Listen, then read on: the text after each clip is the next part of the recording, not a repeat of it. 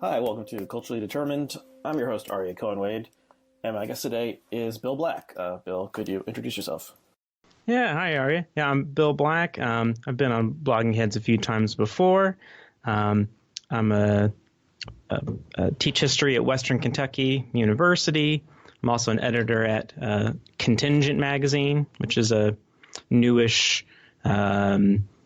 online history magazine. Most of the stuff we publish is by people who are not tenure track historians, so whether they're adjuncts or grad students or museum workers, and we sort of publish on a variety of things. Basically, if it happened, it's the past, and so anyway, yeah. So we'll link to that, and it's Patreon supported, or it's do you need to be a patron to access it, or what? Well, we have a few little odds and ends that are sort of bonus content if you donate. We don't use Patreon specifically, but if you go to contingentmagazine.org, there's our website, and you could see donate easily, or you can just go /donate. And I think we use DonorBox, but anyway, if you sign up to donate $3 a month, you get access to we have a little podcast we put out, and every now and then we'll put a little piece of extra thing. But we don't have a paywall, or you can read as many articles in a month as you want. Okay, cool. So people should check that out.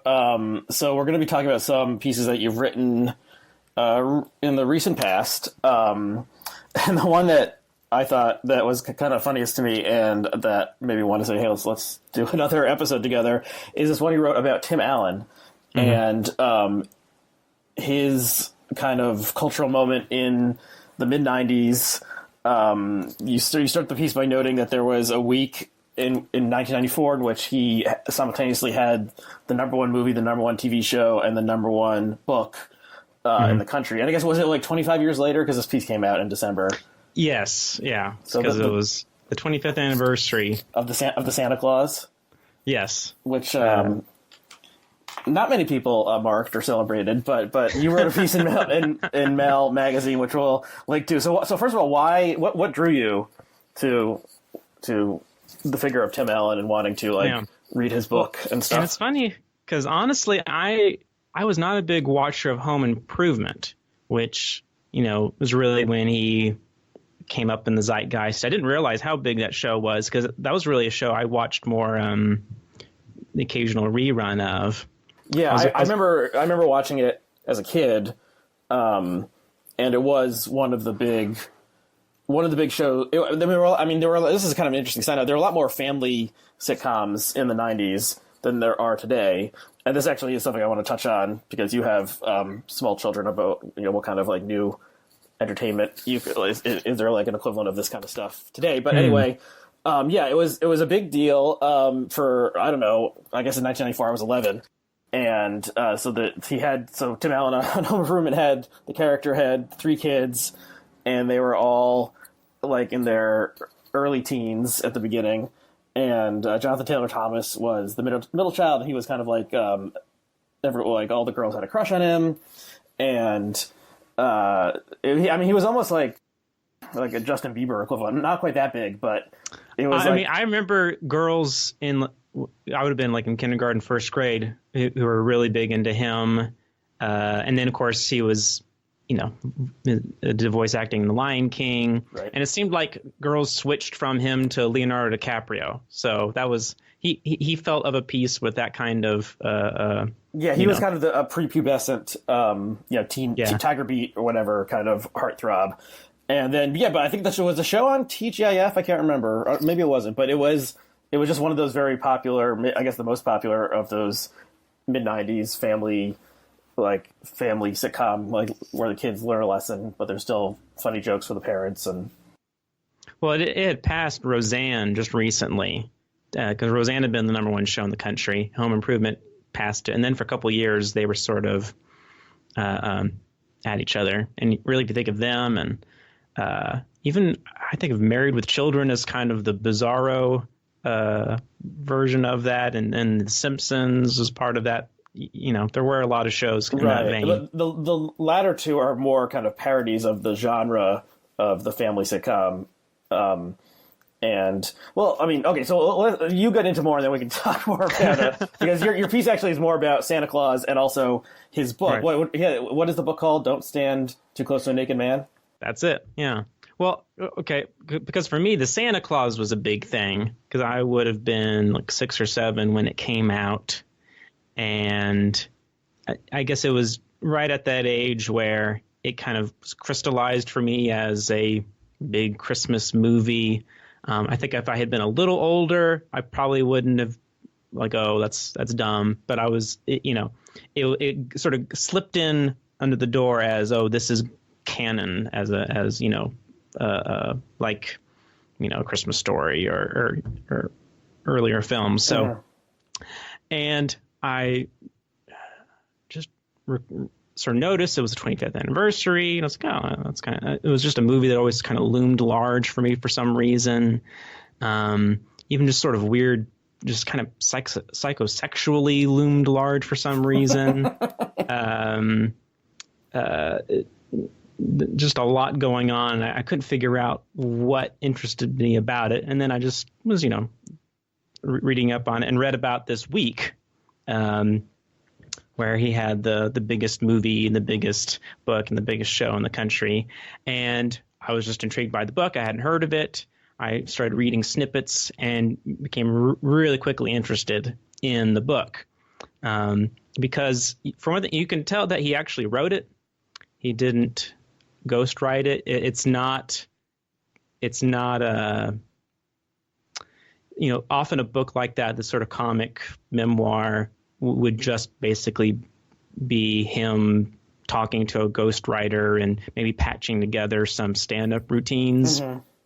But you could tell he had actually invested some time in it and was actually trying to write a proper, kind of humorist nonfiction book, and that there are a lot of ideas in there about, masculinity and what it meant to be a man now, especially after all the social revolutions of the 60s and 70s. And so it just, I thought it'd be interesting to try and, to go and actually read the book and then think about the movie, through that lens. So that's what I pitched.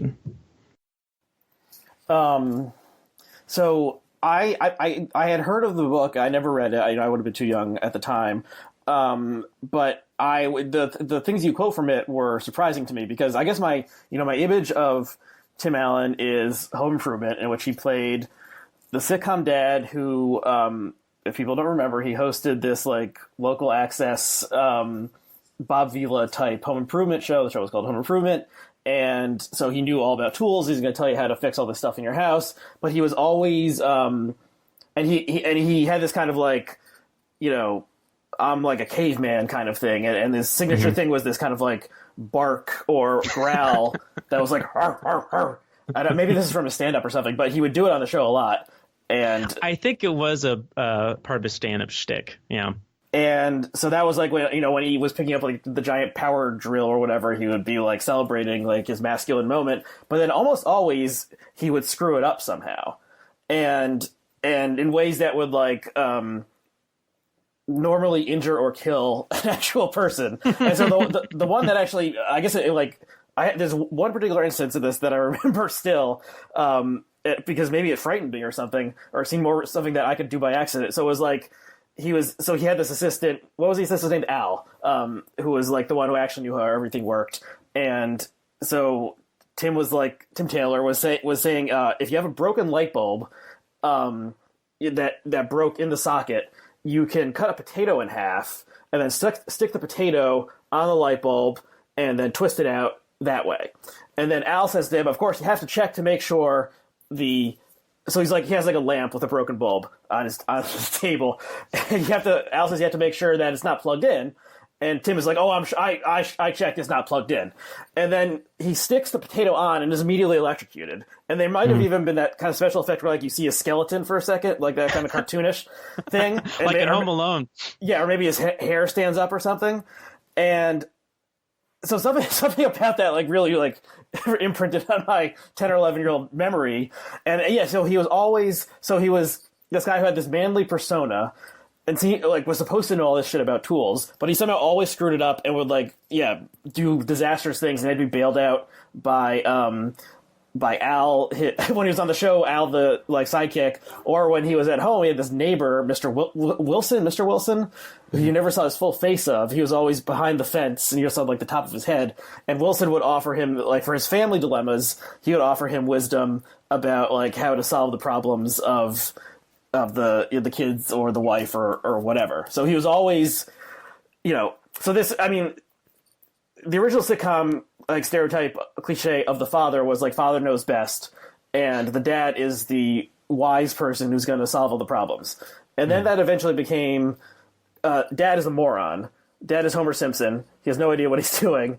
And so Tim is much more on the Homer Simpson side of things, that dad's an idiot, but doesn't know it. Then stuff from the 50s or 60s. So that was what I always thought of who he was. And then reading how you described his this ideology that he wanted to propagate called meninism or masculinism. Masculinism, right? That was very surprising to me. Okay, so I've talked for a while. Why don't you take a shot?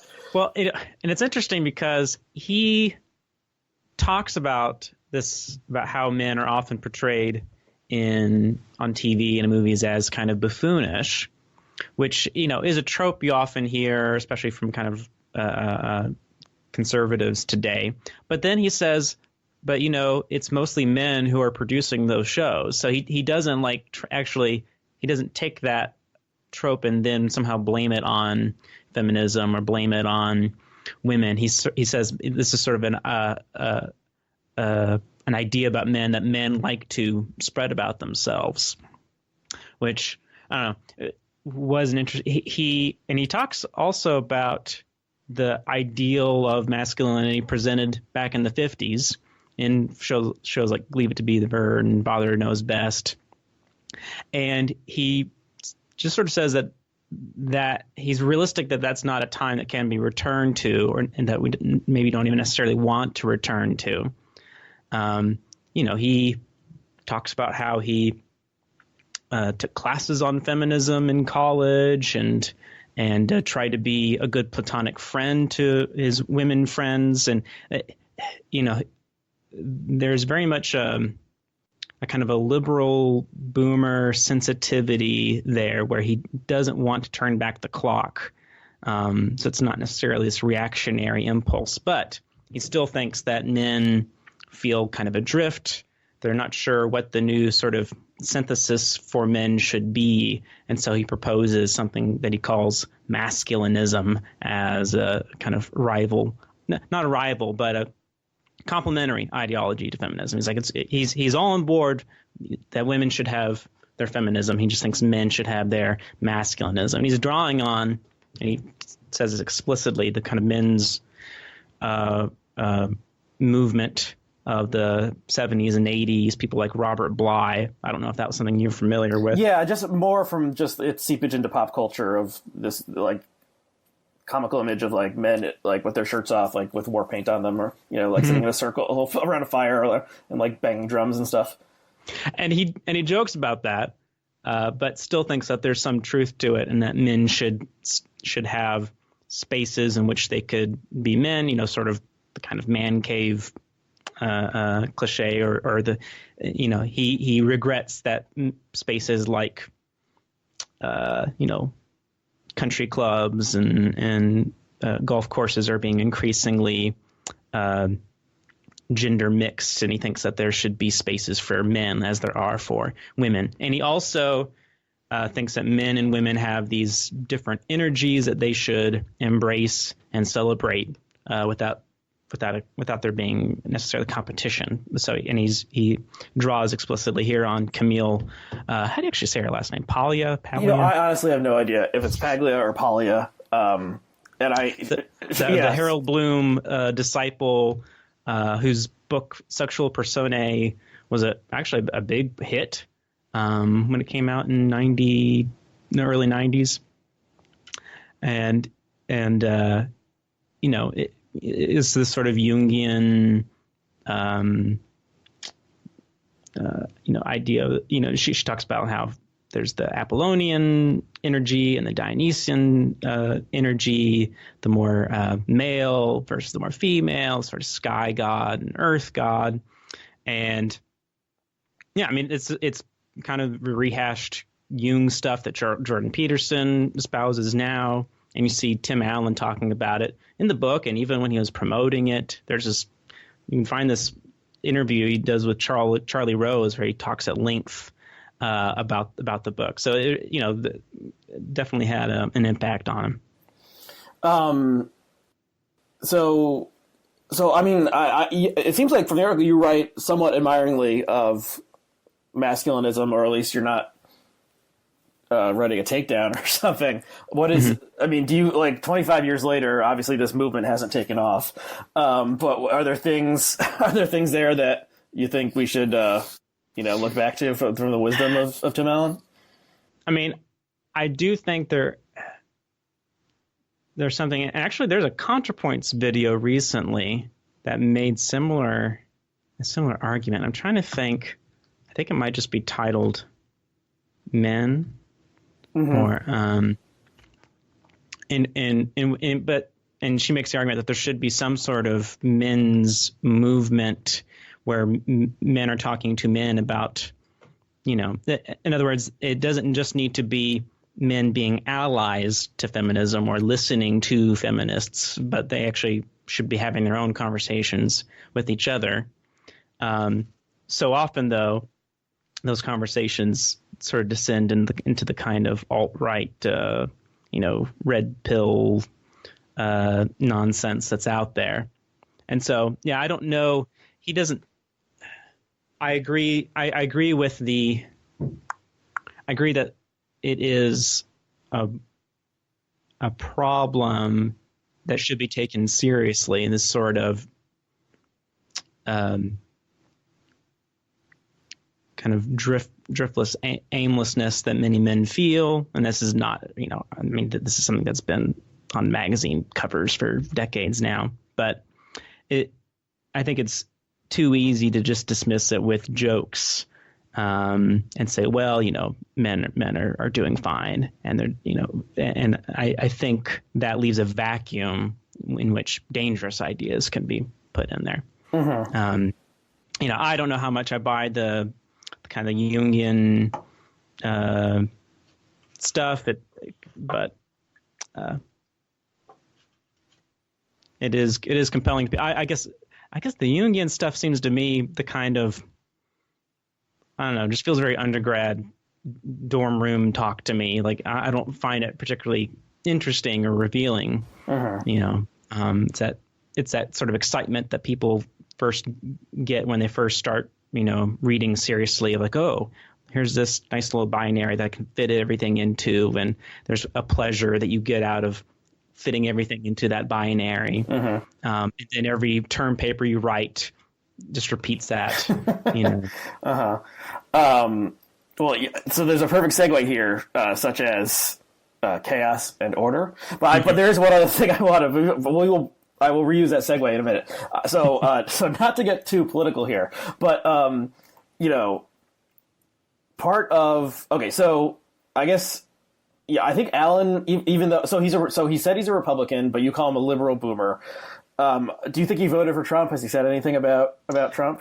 I think he did. Well, because of course he's one of these California Republican types, right? Who sort of knows that their presidential vote doesn't much matter. I know he supported Ted Kasich in the primary. John Kasich.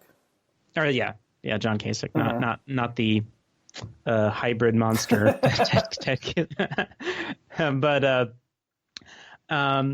he certainly hasn't been outspokenly anti-Trump. And now he's in this new show. I don't know if you watched it, called Last Man Standing.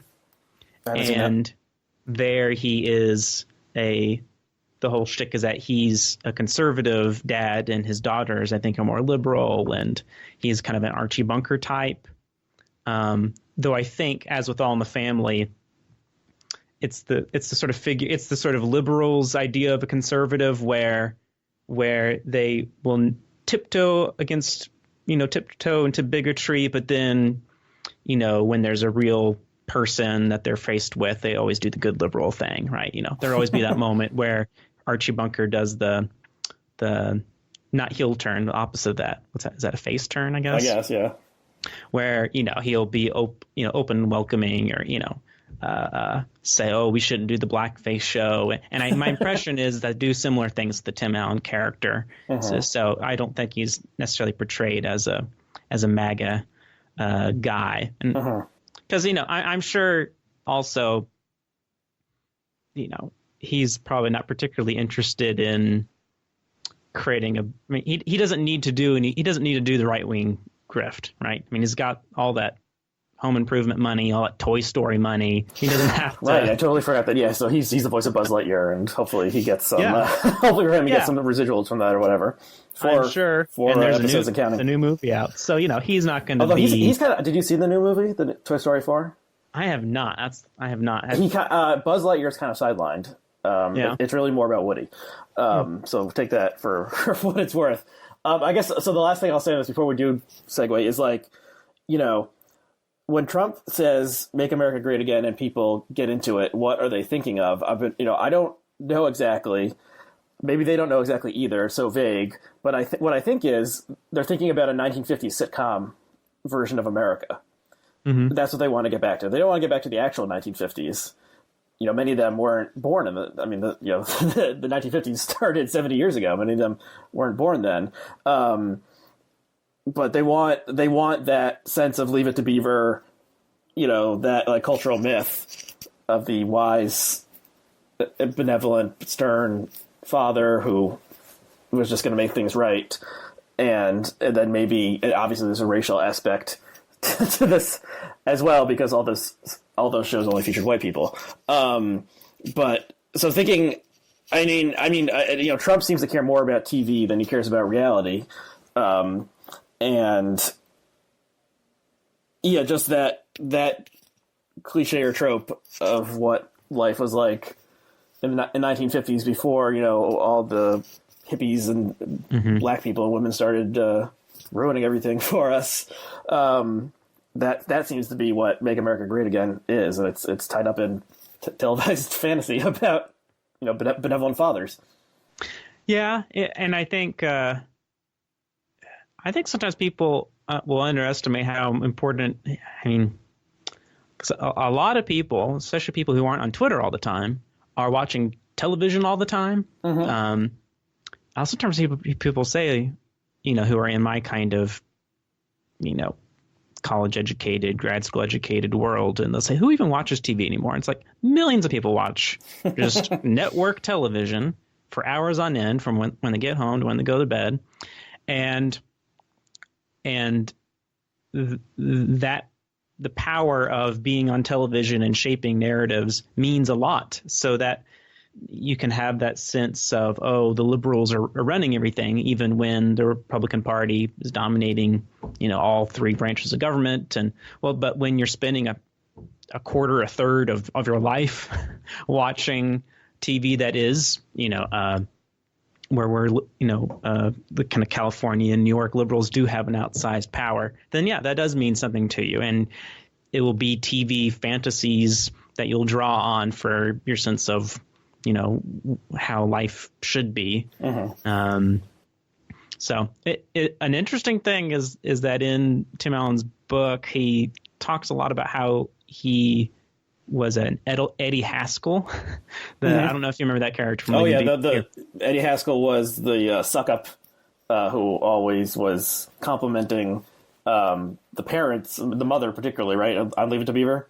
But he was like a nasty kid in real life, but he was always like, "You look beautiful today, Mrs. Cleaver." All the grown-ups loved him, even while he was, committing all sorts of mischief. And he says he was an Eddie Haskell type as a kid, and that even he says that never really ended. He was always Eddie Haskell, and always had this, which almost becomes a kind of Jungian, or like the two wolves inside, or I don't know, some kind of thing that there's this.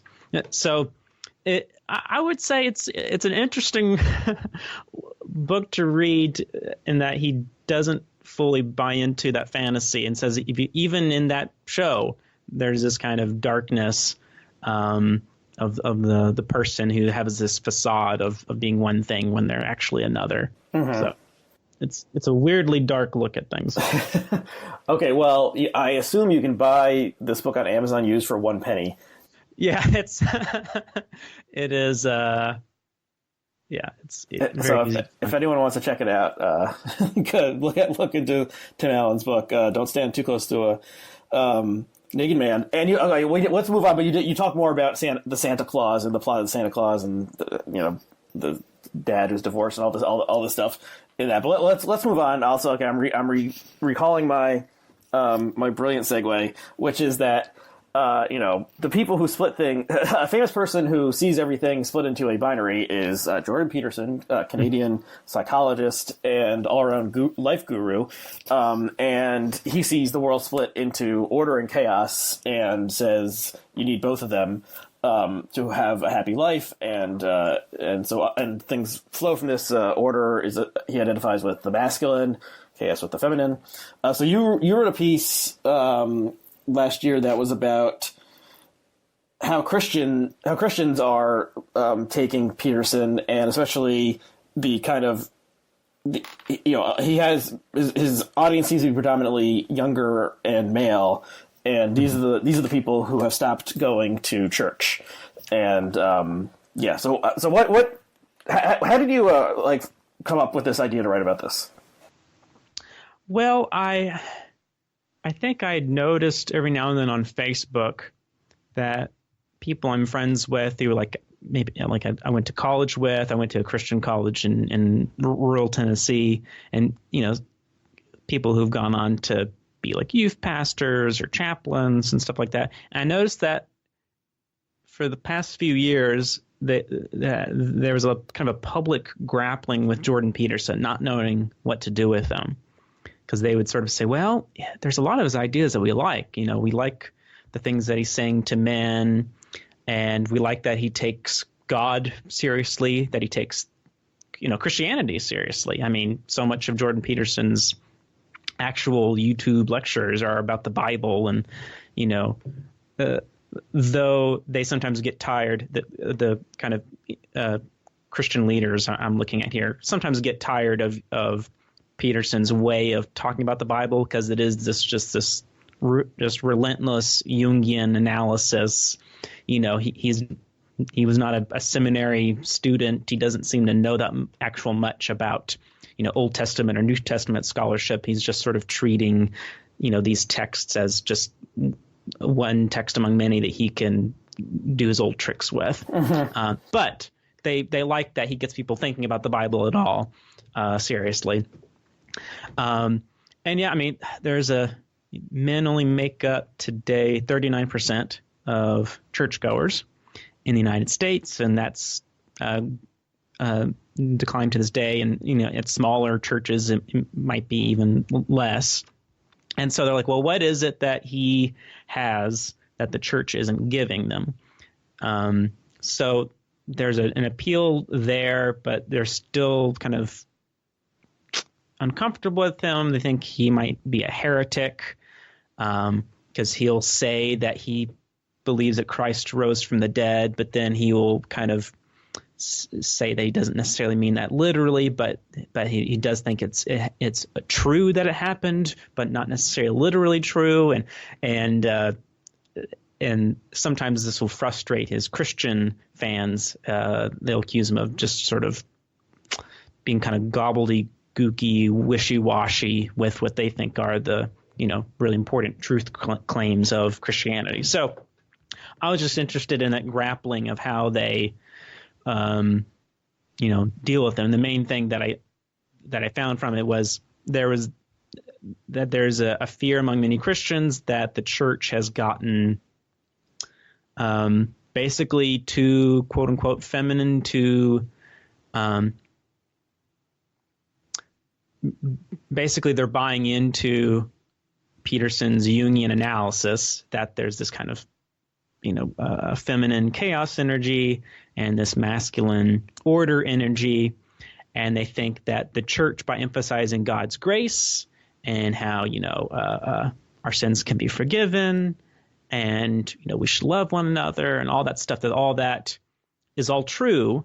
But if it's emphasized at the expense of talking about God's judgment, about how, we are sinners and sin is wrong and we should, stop sinning, and, then we end up with a church that has too much of the feminine energy and not enough of the masculine energy.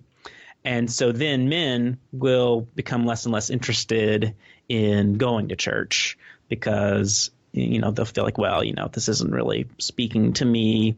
I had someone I talked to for this piece talked about how, when he was a pastors at churches, that male attendance would shoot up when there would be like some big project that they're working on, like, building maintenance or, something where a lot of the men were being asked to do things with their hands. And so he thought Peterson was on to something that, that if you have an imbalance, that you can have how to put sort of despair, rootlessness, and alienation come out of that. Mm-hmm. And I forgot to note, I'm wearing my lobster print shirt right now in honor of Jordan Peterson. And for people who don't know, he's identified with lobsters for this strange comment he made about how even lobsters have like hierarchy in their lobster society or whatever. And I'm sure everything we say about Jordan Peterson, people in the comments, especially on YouTube, will tell us that we are wrong, we don't understand him, and we need to watch his videos, which I will not do. So yeah, I think it's interesting, like Peterson's caginess about his belief is interesting. I mean, I think it's actually kind of admirable. Like if he wanted to like move into the Christian sector or something and just declare, like that he was born again or something, then that would be like, he would be set for life essentially of touring churches and, and just working that world.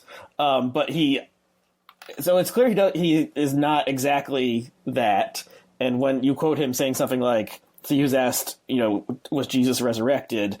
And he said something like, it depends what you mean by Jesus. Mm-hmm. So this is not like Southern Baptist understanding, I assume. No. So he obviously he has his beliefs, and which makes sense because it's not like he was some guy who, like his idiosyncratic beliefs were just, and his lectures and stuff were uploaded to YouTube and spread organically. It's not like he tailored them for the mass audience. Like it's just he has these unusual beliefs that chimed with a certain percentage of the population. So he's sticking to that, which I think is going to more or less. Well, he seems genuinely sort of. There's this interview he did with a Roman Catholic Bishop Barron, Barron. It's really intriguing because Jordan Peterson's like kind of crying and not just like a single tear, but sort of,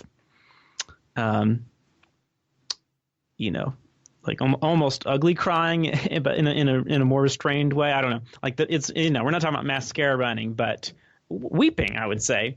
That he's afraid that Christianity's claims might be true, and he doesn't want to say he's a Christian if he doesn't really mean it. Almost like he's afraid that God would strike him dead for being dishonest.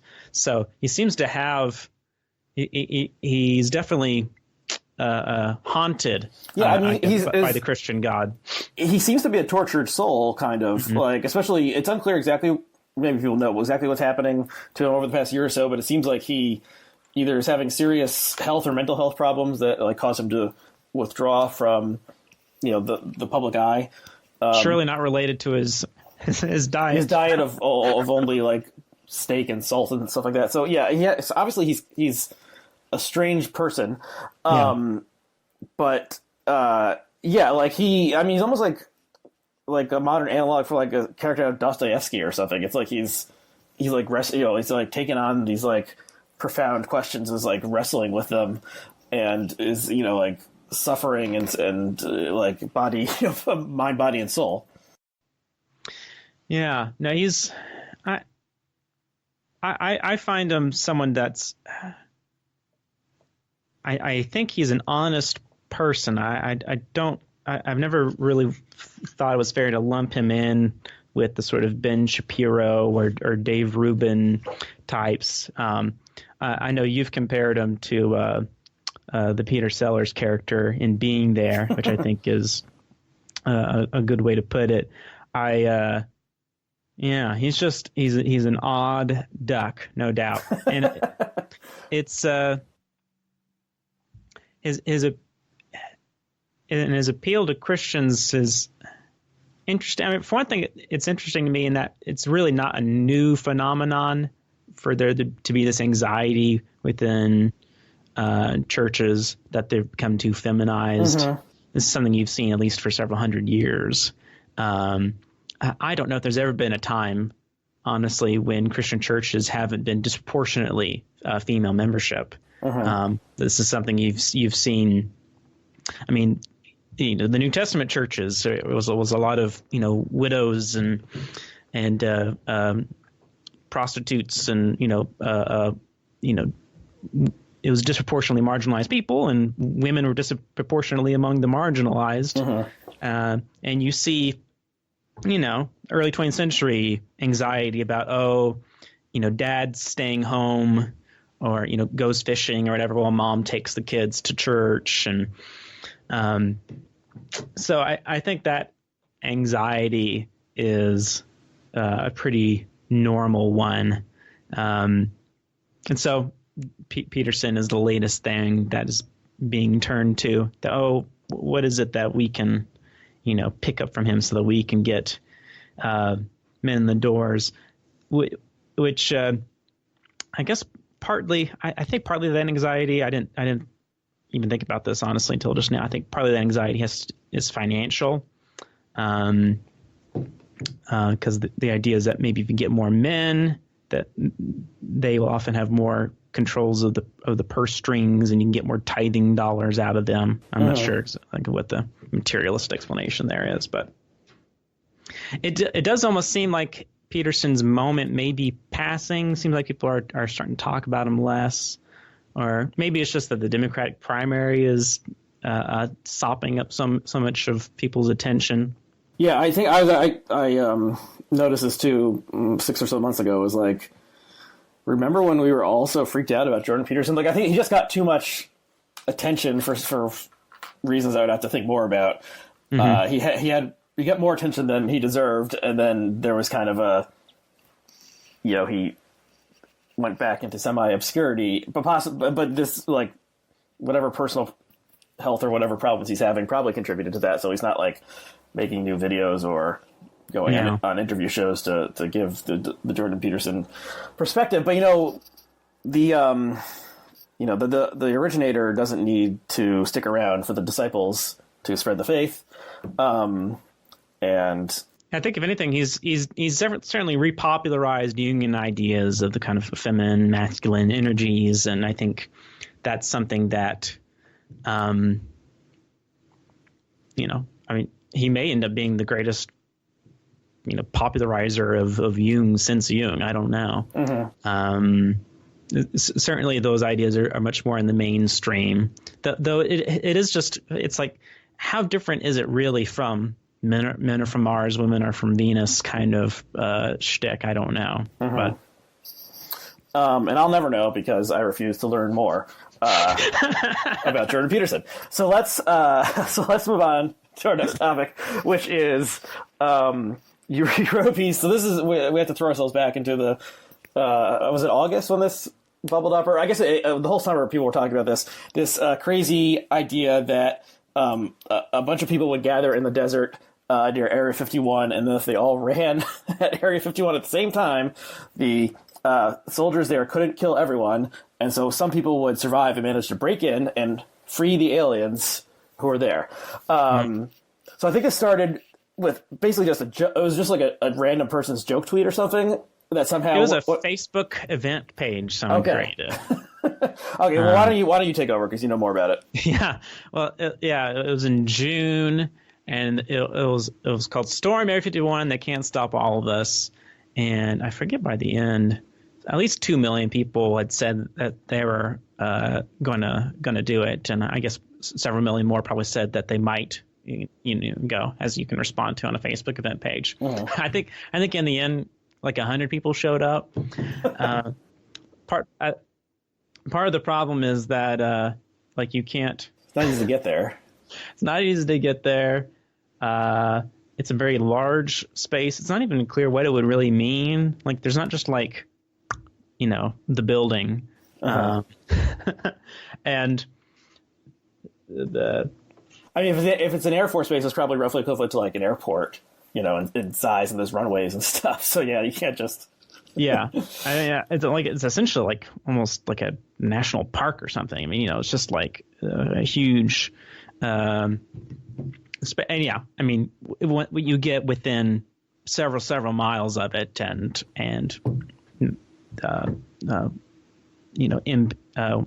military police cars will emerge from the desert, and stop you. So yeah, it didn't go very far. I think there were some YouTubers, maybe from the Netherlands. They were from Europe, who were arrested for urinating in public. That was the closest thing that happened that came to an altercation. Okay. Well, I mean, yeah, I mean, just this would be like, as envisioned, it would be like some sort of like mass migration, and like where would all these people go to the bathroom? You need porta potties or something. And I assume no one secured porta potties. So where else?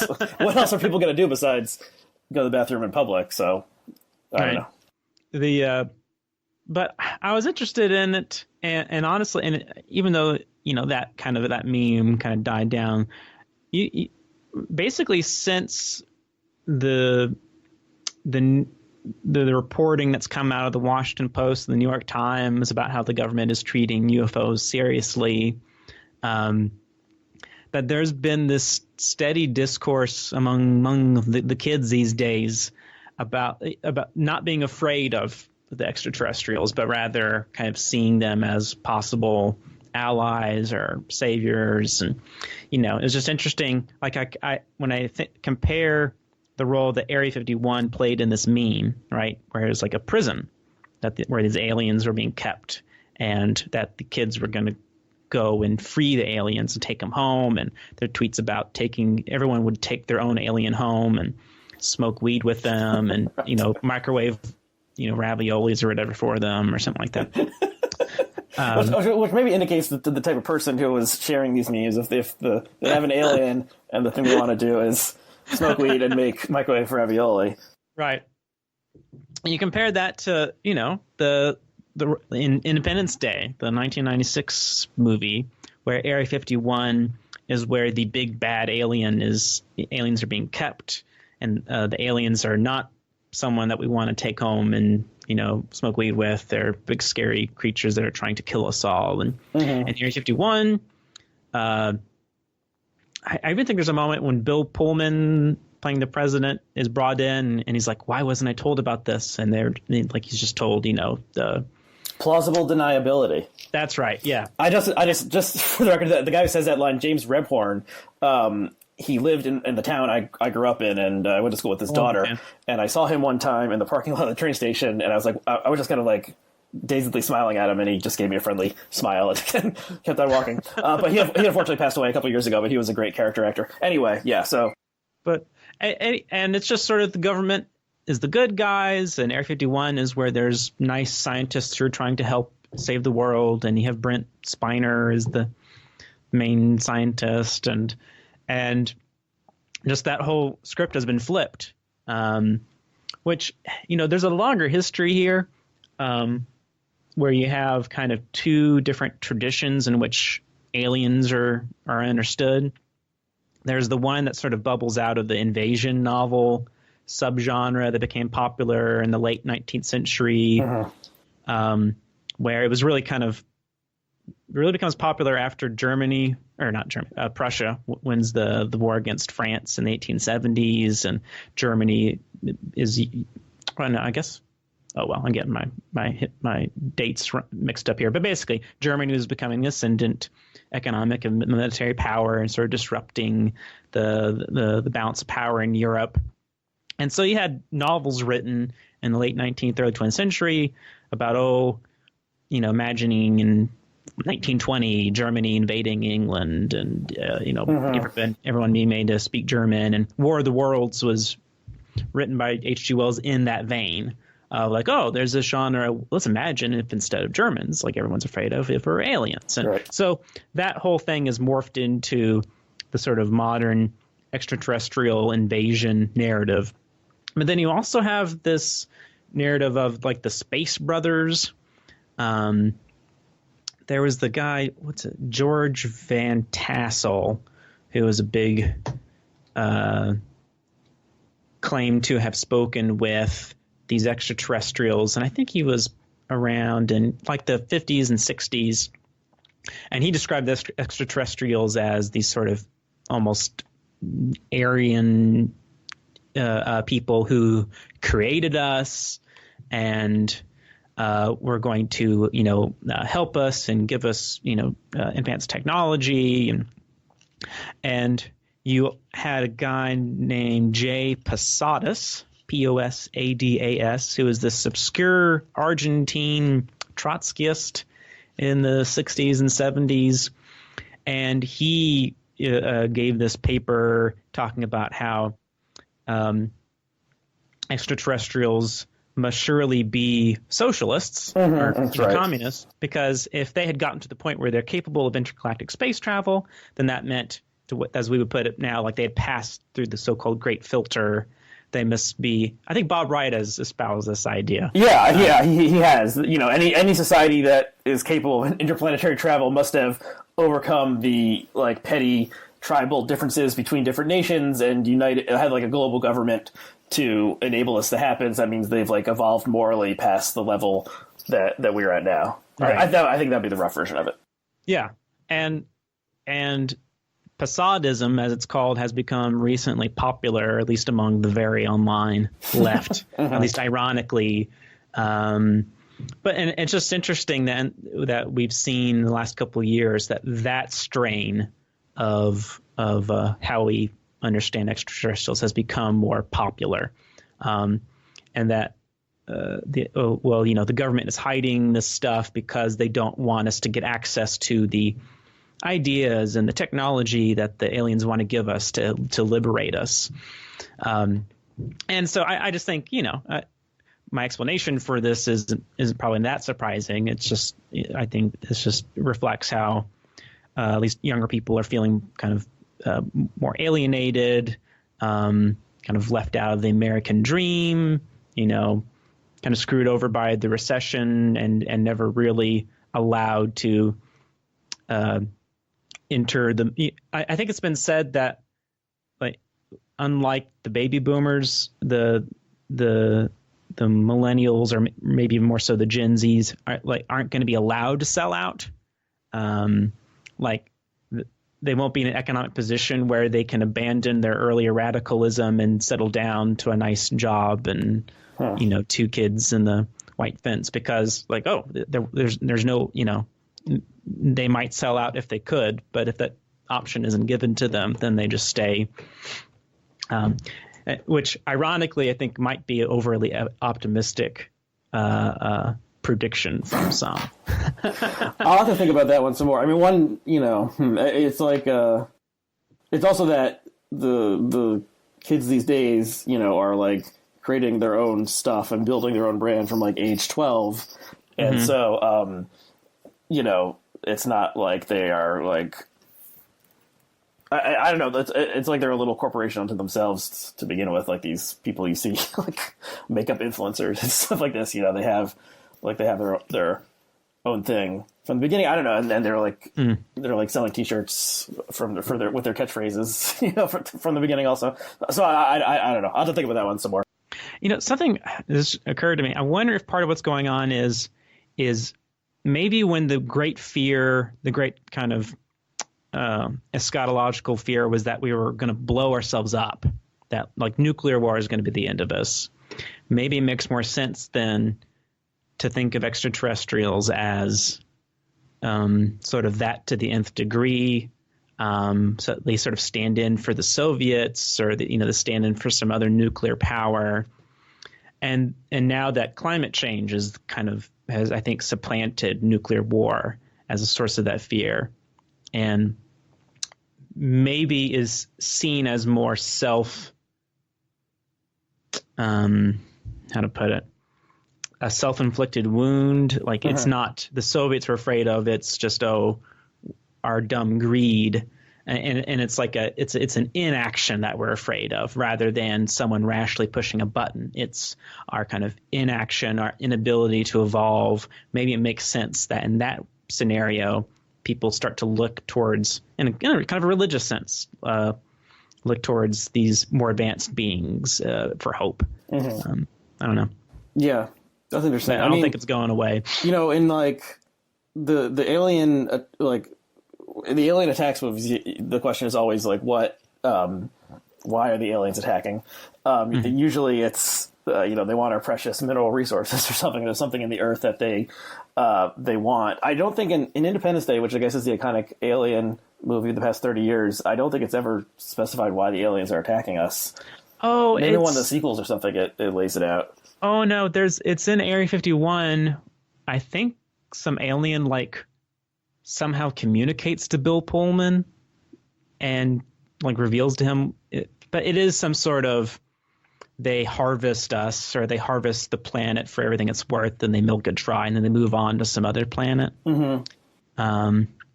Which of course there's a sense in which that is kind of projecting our own that's a human metaphor histories for, of colonization. That what we've done to the planet itself is that we're sucking it dry and leave it, we're going to leave a husk, but I guess we have nowhere else to go, whereas the aliens can head back to home base.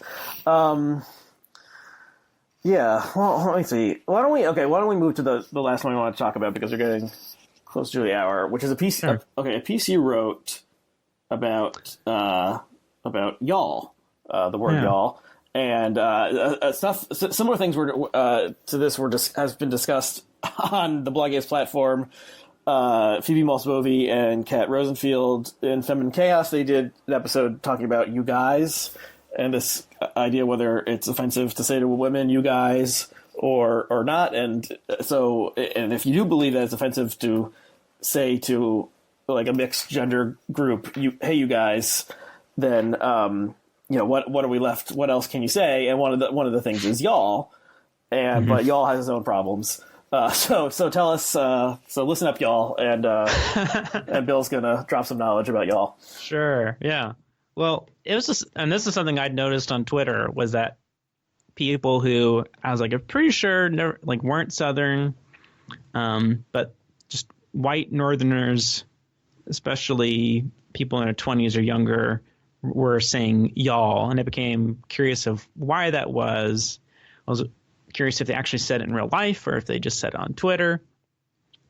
And so far as I can make it out, I think it's a case in which y'all is creeping into how white Northern kids talk via African-American English, which, is certainly something we've seen happen many times, a familiar story. Language often travels up the sort of socioeconomic status ladder, from those who are more marginalized to those who are less. That's actually usually how it goes.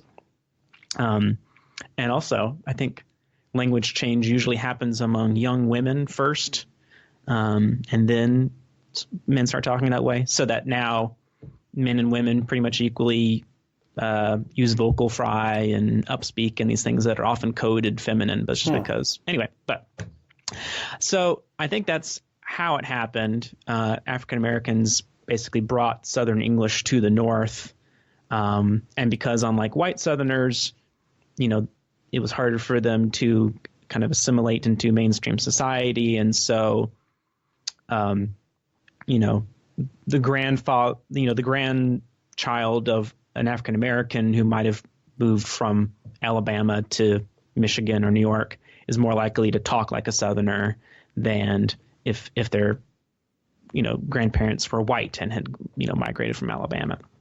If you think of all the kids of Okies in California, they don't talk like Okies. Anyway, so I think that's how it happened. And I think Twitter and social media kind of exacerbates that process or accelerates it, because words, as you're kind of scrolling through, they all sort of feel like words that belong to you.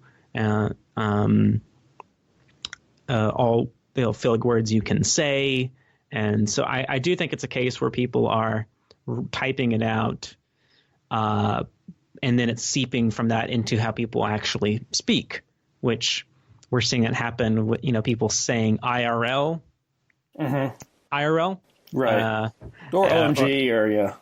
Right. And are people using weird abbreviations, abbreviations that don't actually shorten things that much in speech, but they make sense typed out, but then you kind of playfully use them in real speech as well. Uh-huh. And I think that's starting to happen with y'all, but it does lead to this question of, is it cultural appropriation? But it does create this problem, and you'll see every couple of weeks some debate among leftists and progressives about whether or not it's okay to say y'all. Is that appropriating Southern culture or African American culture? But if you're not allowed to say y'all, then should you say you guys? Is that offensive to women? Is that offensive to non-binary or trans people? Is that misgendering people? And there doesn't seem to be an easy way out. I sort of suspect y'all is going to become increasingly popular. I think particularly among people like 10 years younger than me, so like high schoolers, I think you're seeing them increasingly say y'all, especially on the West Coast, just anecdotally talking to people. Mm-hmm. And I think you guys is falling out of favor. I don't really make any moral judgments about this. I sort of see language as just, guys can totally change to not have a specifically masculine meaning, just like it used to mean a particular effigy of Guy Fawkes, and then it came to mean really that's where it comes from? That's funny. Yeah, it was like, there's the guy that you would burn on Guy Fawkes Day, and then just sort of morphs into a man. Why can't we can just morph into a human as well? But right. And all this comes from the fact that we don't have a nice specific second person plural, which you used to be. Used to be thou was the first person, and you was the second person. Thou was the second person singular, and you as a second person plural, and then you morphed to mean second person plural and also second person singular kind of formal, like, you are so, I respect you so much that I'm kind of going to address you as if you're multiple people, sort of like the royal we. Mm-hmm. And you'd use thou for someone who's just your equal or your inferior, but then because of that, you will tend to address more the sphere of people whom you will address with the formal you will grow and grow, because it gets to be the connotation of, if you say thou, are you insulting that person by saying that they're not worthy of you? And so you ended up just crowding out thou altogether and just meaning any second person. And now we think of thou as being kind of fancy and formal sounding, when actually it was the kind of casual loosey-goosey word. Anyway, so that's if I ever knew that, I forgot about that. Because I feel like I would have learned that when I was reading Shakespeare in high school or college or something. Shakespeare, in the time of Shakespeare, is when that shift was really kind of finalizing, and so you'll have people talking, and they'll switch from thou to you, and it's meant to sort of signal that the mood has changed, and like or they'll switch from you to thou, and they'll sort of like, I was viewed you with a certain respect, and now I don't. So people were playing with it, in the Elizabethan era still, but. And that's why, like, the King James Bible was consciously using thou to refer to God, because God was intimate, was someone that you were close to, It was not meant to mean, oh, thou, you wouldn't say thou to a king. You would say you to a king. Thou would be your bud. And that's why thou is the analog, the cognate to, like du in German, or I forget what it is in Spanish, but anyway, yeah, it's a fascinating thing, and people are just going to be fighting over it probably until a generation passes and all this kind of comes out in the wash, I think. Like, I don't think it's going to be something that's solved. It's just going to organically change no matter what people think is the quote unquote right thing to say. Yeah, I mean, language is always changing, as you just illustrated, and these things aren't dictated from on high, but just a way of working on their own that linguists couldn't explain to us. I mean, for my part, I've talked in the past on the show how I'm like generally pro cultural appropriation, and think that cultural appropriation and cultural mixing are what actually make America great, because all sorts of new things. It's not like an exclusive culture. Like, in France, they try to like protect the language, and they have like an official dictionary or something, or there's like a set of names that you can name your children is only from this approved list by the state. Whereas America, it's like this, hodgepodge, melting pot, whatever. Things are always being added to it, and new, things are changing, and anything that didn't come from Native Americans in America is some sort of cultural mix, cultural appropriation, stealing. Everything is a remix. And in language, except for the one word that we all know and hate, I would say that you can't say like this is our word or something. Like it just sounds like anyone can say it. Yeah, I mean, I think there's narrow circumstances where I think this is not the best thing, but I do think it's a term that's kind of thrown around too loosely, or often blaming the wrong person. Like, you could say, oh, artist A does X, and then artist B does X, and artist B is, makes a lot of money when artist A does not. And that will be viewed as appropriation, and then people will blame or be angry with artist B. When maybe like there's a record company or like some corporate force that you should be angry with, rather than, I something that kind of bugs me, and this is kind of a personal thing because my uncle, Bill Black, was Elvis Presley's bassist, and I will sometimes hear it said, "Oh, Elvis Presley stole black people's music," and people will say, "Oh, he stole Hound Dog from Mama Thornton," when actually Hound Dog was written by two Jews in New York, and there was an African American woman who had performed it before Elvis Presley did. But you look at popular music for the last going back at least 150 years, and you see white and black musicians learning from each other and learning teaching each other songs. And there's always been this sort of, and you can listen to old records from like the 19 teens and not necessarily know if this is supposed to be a hillbilly band or a blues band, because often they're playing the same songs, the same instruments, and it's the record companies come along with these categories in like the 20s and 30s, where basically if a white band is playing American folk music, they'll call that a hillbilly record or eventually a country record. And if it's a black band playing American folk music, they'll call that a race record or eventually blues. And as a way to kind of, so that the music is artificially segregated. And so I think it is overly simplistic to say that like rock and roll belongs to one group of people or anything like that. But I think a more sophisticated structural critique can be made, not necessarily singing out particular artists, but the kind of those larger, maybe not as sexy to talk about corporate forces.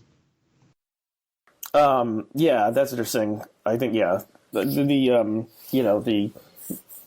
Marxist or materialist or whatever analysis is often not present in these kind of fights where it's just like it's pitting like the woke against the unwoke or one like racial or ethnic group against the other. I don't know. I mean, everything is I mean, so everything's a remix. The Kirby Ferguson had the series with that title, and he makes a convincing case. There's no like how can you have having an original cultural idea is almost impossible. Because we are aware of so much stuff that existed before us, and so the innovation comes from taking something that already existed and then changing it in some way. And there's nothing new under the sun. As someone famously said, and Solomon. I think that's right. And maybe that was maybe someone else had said that before him. Okay, so why don't we? Do you have anything else you want to add? Oh, actually, there was. We got over now, but there is one thing I wanted to ask you in the Tim Allen section, which was like. So in the 90s were like the heyday of family sitcoms. I guess, they existed in the 80s also, obviously, and before that. But it was just for, I guess, demographic reasons or something. There was like family entertainment was a huge thing. And there were movies that the whole family would go to, and they would all there would be something for everyone. You're someone with small children. Does this... is this gone in the I guess maybe it mostly exists in like animation, like computer animation movies now, where there'll be like there's fun stuff for the kids, but also there's jokes for the parents. What is there stuff that you consume as a family or? Yeah, that's an interesting question. I have a 3-year-old and a 5-year-old, so like they're still a little bit too young to take to the theater or to really like. They won't have much patience for non-animated films, occasional things. Honestly, weirdly enough, my 3-year-old is really into the 90s Power Rangers. Oh, he really? will just watch. he will watch that. If you can, I mean, that is live action. It does seem like there's more animated stuff out there is being made today than there used to be. And I wonder if that's something that's different because, it used to be like how many animated movies would even come out a year? You'd have the big Disney movie that would come out every few years. And there would be, Saturday morning cartoons. But I think that kids consume a higher proportion of animated stuff than they used to because I think more of it is available. And there's something, I don't know what this is, but it must have to be something about how the images are caricatured and simpler, but there's something that draws kids to animation in a way that live action stuff doesn't, especially little kids. So, they will choose that over the just like, if you give a kid sugar, then they'll want the thing with the sugar in it rather than not. And so, and the fact that, and I think something else that is different is having the streaming services because we don't have,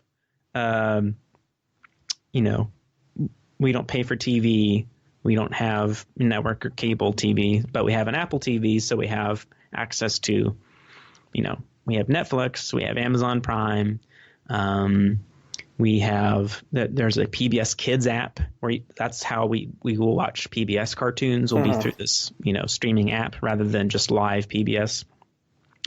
And it is kind of disturbing sometimes how that will lend to different kind of viewing habits. I'm not the first person to be dismayed by this, but, there can be kind of an algorithmic, race to the lowest common denominator. And if you're not careful, you can go from watching, like a well-done curriculum-based, a cartoon that's produced by PBS, something that you feel is, pretty good stuff, to just weird YouTube nonsense that's out there, but is very addictive. Right. And there was that article a couple years ago about this like algorithmically generated cartoon content on YouTube that was being marketed to kids because they would just like hit, be set on to like play the next thing. and and the algorithm would capture it, and it was like nightmarish. Spider-Man being eaten by an alligator, and it was like no human seemingly had been involved in it. It was made like a turkey or something. I think they tried to cut down on that stuff because it was just so weird and off-putting. But even the stuff that isn't as weird as that is still like, there's this kid who like these kids who unwrap boxes, the unboxing videos, and those will be addictive as well. And the boys that have not caught on that our Apple TV has a YouTube app on it, so we're still safe there. When they visit my grandparents in Memphis, they will be they'll be given Kindles that I have so far successfully dissuaded them from like giving them for Christmas because I don't want them to have them at our home. But there they will sit and watch these YouTube and I'll see other kids like this who will just be sitting watching these YouTube videos the interface is so intuitive that they can just click to video after video after video. And so I suppose that would discourage from having the same kind of familial viewing experience. Even often couples don't even necessarily watch things together anymore. Couples will someone will be in bed streaming their show on Netflix, and someone else will be watching whatever YouTuber they like, and there's just so much out there. I think it is kind of overwhelming our brains, and I don't know, not my favorite thing about the contemporary cultural landscape. Yeah. So I guess it seems to mostly be about the change in the information technology, and and then, but I guess maybe the content flows from that. But it does seem like, when I was a kid, I watched so much TV as a kid, it was crazy. But I would come home, I would turn on either like Nickelodeon or the channel that aired like Saved by the Bell reruns, or PBS had like kids programming, 3 to 4, and then like basically watch Nickelodeon until it was time for dinner, and then have dinner, and then it was like the primetime stuff was coming on, and that was more like watch it as a family, because my parents did not want to watch whatever was on Nickelodeon at 5 p.m., which is like game shows where lots of kids were yelling and stuff. But we would watch, we would watch Home Improvement all together, and that was a thing. And there were just so many shows of that kind of.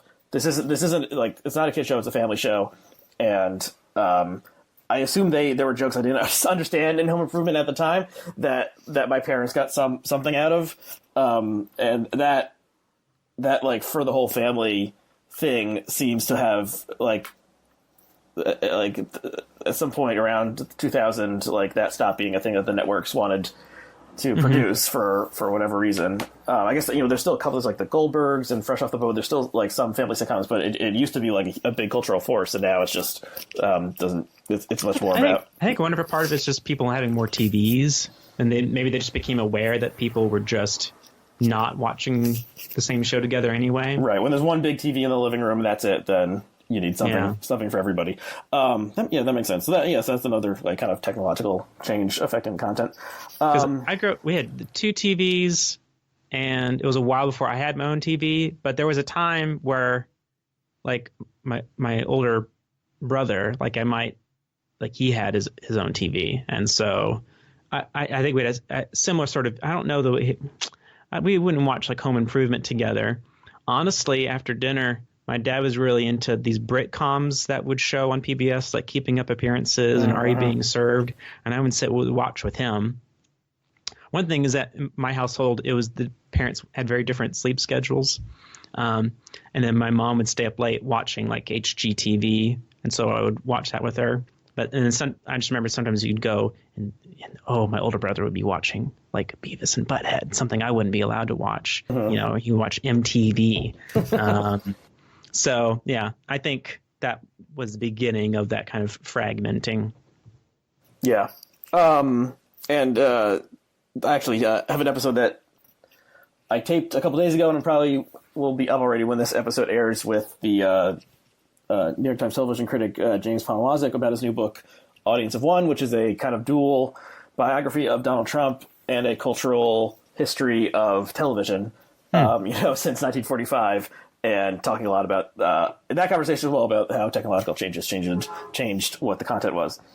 Okay, why don't we? We've got a bit long. Why don't we end it there? Okay, so Bill, you are on Twitter, and what is your Twitter handle? Twitter handle is William R. Black. And keep it simple. And Contingent magazine we'll link to below this video on Blogging Heads. People can check that out as well. And you're one of the editors at that site? I am, yeah. I mean, if you go to my Twitter, in my bio, I say I'm an editor at Contingent magazine, and the handle is in my bios, where it's at Contingent_mag. So not too hard to find. Okay, so people should check that out. I'm on Twitter at ARYHCW. So thank you, Bill. Thank you to all of our viewers and listeners, and we'll see you next time. Thank you.